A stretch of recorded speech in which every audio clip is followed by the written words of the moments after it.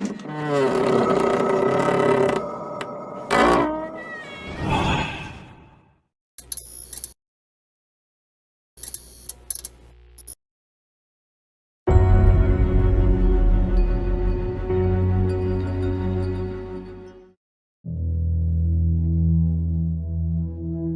antique shop was a labyrinth of forgotten things, a museum of dust and whispers. Evelyn, drawn by a morbid curiosity, navigated the cluttered aisles, her fingers trailing the spines of leather-bound oddities. Then, tucked away in a shadowed corner, she saw it.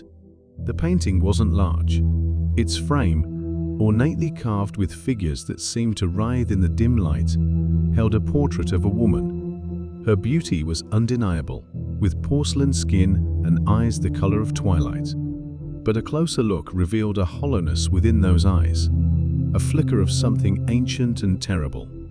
Evelyn felt a prickle crawl up her spine, an irrational urge to turn and flee. The proprietor, a gaunt man with rheumy eyes, shuffled over. "Ah, the visage. He rasped, his voice like dry leaves.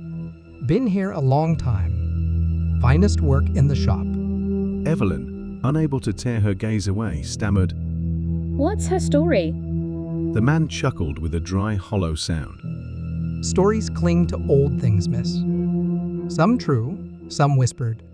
The woman was a sorceress, trapped within the canvas by her enemies. A powerful curse." Evelyn scoffed, a dismissive laugh that echoed in the stillness. Sounds like a good yarn to sell a painting. The proprietor's smile didn't reach his eyes. "Suit yourself, miss. But remember, some things are best left undisturbed." Against her better judgment, Evelyn bought the painting. The price was suspiciously low, and the man's words lingered, a seed of unease planted in her mind. Hanging the visage in her apartment, Evelyn noticed a subtle shift. The air grew heavy, the silence punctuated by the occasional creak or groan from the canvas.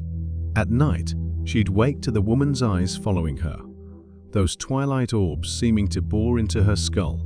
Dreams, vivid and terrifying, plagued her sleep. In them, the woman whispered secrets in a language that chilled Evelyn to the bone.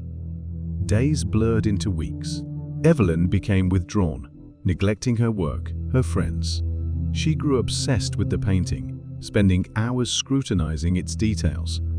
Convinced the woman was trying to communicate, the brushstrokes seemed to move, the shadows within the portrait deepening. One night, a cold sweat woke Evelyn.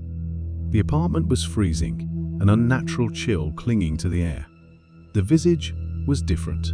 The woman was no longer alone. Other figures writhed within the canvas, skeletal forms clawing at the edges, their silent screams resonating in Evelyn's mind. Panic seized her. She ripped the painting from the wall, desperate to escape the unseen horrors it housed. But the woman's eyes burned brighter, a malevolent glee in them. A voice, raspy and ancient, echoed in the room, speaking in that same chilling tongue from her dreams. The floorboards began to creak, the shadows taking on monstrous shapes. Evelyn screamed loudly and sounded really scared, and then everything got dark all around. The police arrived at Evelyn's house and found her huddled in a corner, gibbering incoherently. The visage was gone, vanished without a trace. Evelyn succumbed to madness following the harrowing incident. No one believed her story, attributing her breakdown to an overactive imagination. But in the dead of night, when the city sleeps, a faint, cold laugh can sometimes be heard from an antique shop filled with forgotten things. And in a shadowed corner, a new painting hangs, a portrait of a woman with eyes the color of twilight. And they are watching,